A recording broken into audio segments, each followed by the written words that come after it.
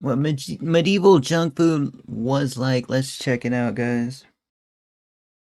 Stocking up on chips and Twinkies and hitting the drive-thru for a greasy cheeseburger seem like modern institutions. But the world's love affair with junk food is a tale as old as time. A lot of what Medieval junk food, guys. We recently watched a video on what like a 1920s dessert was or something, 1800s dessert. It was all right. It looked good. Didn't look the best though. It ain't no processed candy. Processed candy's good though, in my opinion. But then again, I don't really eat it that much. would become the fast food industry began in medieval Europe, where people satisfied their junk food cravings with some interesting cuisine. But knights weren't exactly galloping their horses through the drive-thru or grabbing candy bars on their way to the castle. Instead, medieval fast food catered to travelers and the poor, and it wasn't Traveler. I mean, I'm a traveler, so I'd be all. If I was traveling, I'd be. Where else could you eat? Go to someone's house? Nah, man. Imagine they made an app just so you can get like home cooked meals. You can buy home cooked meals off just like anyone who makes them instead of fast food all the time. Hey, fast food does good for me. However, I think it's ridiculous. It's unaffordable for me, so I don't really eat it that much. I did have it a few days ago though. always tasty. Today in Weird History, we're taking a look at what junk food was like in the Middle Ages. But before we get started, be sure to subscribe to the Weird History channel. And while you're there, leave a comment and let us know what Middle Ages were so long ago. That's like 500 years ago, man. other historical food topics you would like to hear about next. Okay, time to get medieval on those Cool Ranch Doritos. London is a city known for its major landmarks and for being a hub of British culture, as well as being the place where Harry Potter was hatched in Big Ben by owls. During the Middle Ages, London was a center of trade and commerce, but poverty throughout Europe was high, so for many Londoners, it wasn't easy, convenient, or even possible to cook at home. Cooking equipment and fuel weren't exactly cheap. On top of that, the poor were packed into tenement housing that often didn't have any furnishings, let alone a hearth. Without a hearth, cooking was essentially an unscalable mountain, unless you wanted to fill your home with smoke and risk burning your already meager dwellings to the ground. I'm good on filling my home with smoke, guys. That hurt my lungs.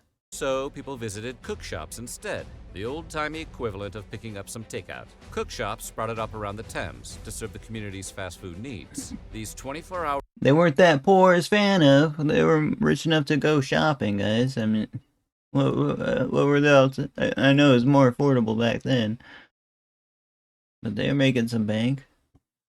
Eh. cook shops I don't think they would be giving away the food for free, guys.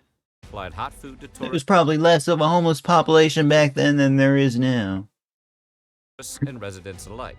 They were open every day, with menus that changed depending on the season. But instead of driving through on a chariot or horse, the cook shops offered more of a stroll Now, when I was homeless, I would get a lot of fast food. So hey, the saying is true in that retrospect.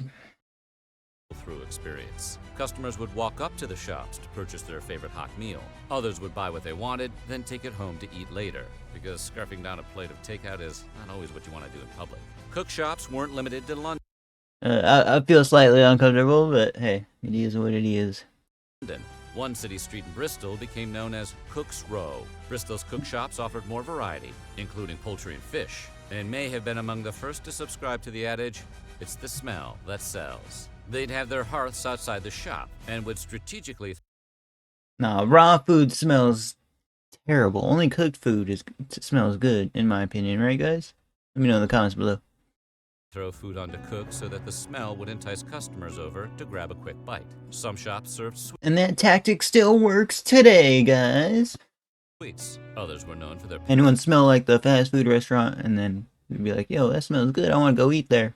pancakes and bread. But the most popular might have been the shops that sold meat pies. Those delicious meat-based treats were a popular seller, kind of like a medieval hamburger, but without the fries and Coke. Speaking of burgers, everyone loves a Big Mac. There's just something about clenching most of the basic food groups in your I don't. However, I will go with the chicken sandwich, guys. I'm intolerant of beef. Like standard hamburgers, I don't know why, guys. Fist and then horking them down like a snake smuggling dinner through airport security. So it makes sense that meat pies, the dark age version of a drive-in hamburger, were so popular. These savory little hot pockets were filling and portable, the mark of a blockbuster fast food item. But Mrs. Lovett's signature dish had a dark Yo, if somebody would open up like a a medieval style restaurant, that'd be so cool, man. If I get rich, I might consider doing that. Yeah, man. I want to be a business person, bro. That's where I want to take what I'm doing.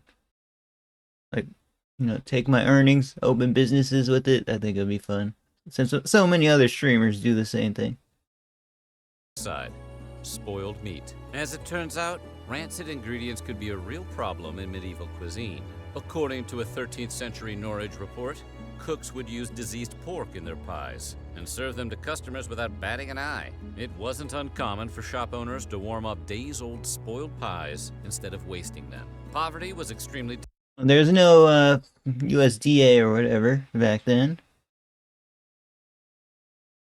There's some that subscribe to the actual eating of like rotten food and stuff, or like health benefits. Me personally, I'm good on that. desperate, and food safety wasn't exactly on the cooks' minds. So the decision whether to heap expired food onto the garbage cart or reheat it and sell it to customers was often disturbingly easy. Probably like it is today, if we're being totally honest. When they weren't recycling bad food, shops often undercooked the meat, which earned some cooks a bad reputation. A saying from the time claimed, "God sends the meat, but the devil sends the cooks." Shift manager at Waffle House used to say the same thing. Bread was one of the most common foods during Europe's Castle period, but most It is also at steakhouses. households didn't have their own grain, so they had to buy it from bakers. And while selling ready-made bread was great, bakers could do much more than that for their customers. For example, if someone brought their own meat to the bakery, they could have the baker wrap it in bread and bake it. The idea caught on, maybe a little too well. London passed a law in 1350 preventing bakers from charging more than a penny if customers brought their own meat from home. Meanwhile, you bring your own meat to Burger King one time, and they ban you for life. It wasn't like it was a cow. I'm not sure what the big deal was. Another modern-day fast food item came Nah, man. about around this time too. The bread bowl. Modern Europeans... Oh my gosh, bro. I want to try one of those, man. There was one fast food restaurant that carried it for like a limited time, and I never got to try it, man. It sucked. pioneered the concept by serving soup and stews in a bowl made out of bread, I just want to try the chili bread bowl, guys. Sounds amazing. which they called Or even a mashed potatoes one, guys. Why is this not a dish nowadays? trenchers. The practice helped bulk up a meal and was probably cheaper as it cut down on the need for dishes. But bread bowls weren't the Like, I could open up my custom bread bowl shop or something, guys. Like, it'll be the next Chipotle. It'll be the Chipotle of bread bowls, okay, guys? only carb-loading option of the Middle Ages. In addition to being a staple of state fairs and aimless mall wandering, soft pretzels were also incredibly popular in medieval Europe. 3 simple ingredients combined to create the twisted treat. Just mix a little bit of water, some flour, and some salt, and you've got yourself a filling snack officially approved by the Catholic Church. That's right. During fasting periods like Lent, when Catholics avoided eating certain animal products, pretzels often took their place as a substitute. Pretzels are very good if they're fresh, guys. Monks would hand them out to kids reciting their prayers, while others would distribute them to However, the fresh baked ones are good. The prepackaged ones, they aren't the best, in my opinion, but they are a good snack. If you, if you're hungry. the poor. Outside of the church, Snyder's revolutionized the pretzel game, bro. I like their flavored pretzels. That's what makes it good with the spices and stuff. pretzels became a symbol of luck and prosperity. And what's not to feel lucky about when you're chowing down on a handmade pretzel? Nothing completes a fast food run like a 6-pack of booze, because if you're treating yourself, you might as well go all the way. And while drinking alcohol has been a popular activity, medieval Europeans really liked to drink, possibly because they were living in medieval Europe. Not even Lent had any effect on the common folk. Hey, that makes sense. Folks' thirst for memory-erasing refreshment. Part of observing Lent meant not eating meat, so folks would fill that gap in their regular diets with other things. Fish became the alternative choice for some, others turned to booze. While it provided temporary solace from abstaining, the practice of staying thoroughly soaked through Lent didn't sit well with some prominent religious figures. In 1400, the Benedictine monk Robert Ripon had strong words for We're not even in the 1500s? What? anyone drowning their sorrows. He scolded excessive drinking as flying in the face of the abstinence that Lent was meant to symbolize, and opined that people got more drunk during Lent than they did during the entire rest of the year. Of course, he probably didn't have to eat some of the meat substitutes that commoners were forced to turn to, like the mock egg, a dish that was invented as a meat replacement during Lent. If he had, he might have been pounding brews in the tavern, right? Wait, that's a real egg? There's no way there's vegan options like that, right, guys? It's just, I guess the eggs were not off the menu, off the choices there.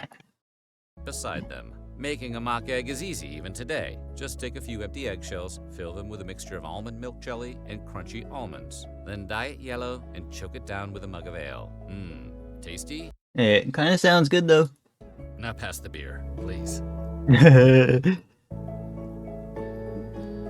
Sugar is one of those things we take for granted today, but during the medieval period, Oh, looks like we have the start of the beginnings of processed food in mass. sugar was pretty hard to come by and was usually out of reach of the masses. Only those who could afford the expensive sweet stuff regularly consumed it. So rather than sugar-filled candy bars, people would flock to the cook shops for treats sweetened with honey. A fritter recipe from the 14th century cookbook Anonimo Veneziano calls for apples, saffron, flour, and honey. An earlier, more frugal fritter recipe was just fried dough, stuffed with gingered almonds and topped with the delicious bee juice. Gingerbread, No, that looks good actually.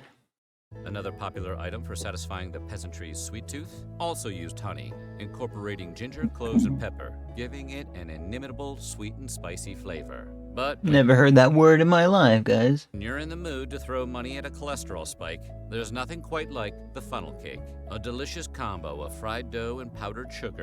Something that's still popular today in carnivals. The mother of all carnival foods got its start in medieval times. Funnel cakes began as fried cakes called crisps. Because of their sugary topping, the cakes were a rare treat. Since ingredients like sugar was so limited, people would often improvise their own recipes, which is how we got dishes like fritter of milk, which is just fried, sweetened cottage cheese, otherwise known as a dessert you give your kids when you want to punish them. Waffles, as we know them, also came about during this time. The original waffles date back to ancient Greece.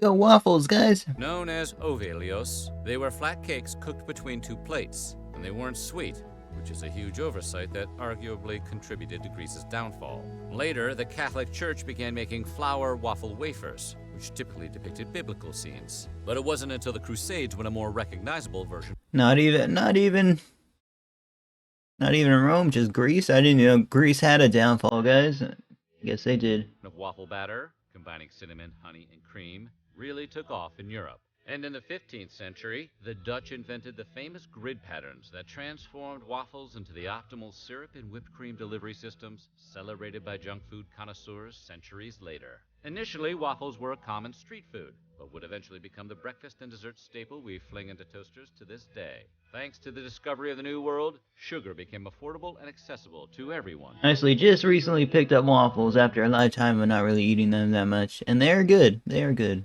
By the 16th century, London even opened a sugar refinery, prompting a trend that continues in modern food processing today, adding sugar to almost everything. Sugar quickly replaced honey in most desserts. People began crystallizing their fruit in syrups, and even started using sugar to season their meats. If you cover a plate of fish and vegetables with enough sugar, eventually it tastes just like sugar, which was Modern day, like salad dressing, guys. a welcome respite for poverty-stricken families accustomed to eating rotten meat pies. Sugary concoctions became popular junk foods during the period, including crispy crusts topped with berries, Is that a boar, bro? I thought boars were mythological creatures, bro. Okay. What is this, guys? Apple fritter? fruit, or ginger, and a sweet fruit-filled ravioli called cuscanoles. Cuscanoles is just a good name. You can Picture that on a Hostess wrapper next to a mascot, like the Cuscanol's Kid. This love of sweetness transformed the European diet to such a degree that the word dessert can even be traced back to this time. Derived from the French word desservir, meaning to clear the table, the French were using it to mean last course by the mid-16th century. The English later adapted dessert to refer to the final course of fruits and sweets that people ate after their meal. The Cuscanol's Kid would be proud. So what do you think? Would you be willing to try some junk food from the Dark Ages? Let us know in the comments. Oh yeah, look, waffles and funnel cake, sure. Most of the other stuff, not really. Honey being a sweetener is a poorly expensive item. An expensive item is sugar now. A cheap item is fascinating. That is a word salad, in my opinion. Medieval junk food is actually more nutritious than what you regularly eat now. Meat pies, guys. You would be full very quickly on meat pies. Or you're a professional eater. Thank you for watching. Like, comment, subscribe. Check out Weeder History in the description. Hopefully they don't copyright claim this. If they do, I'll put it on the second channel. See you guys next one. Later, guys.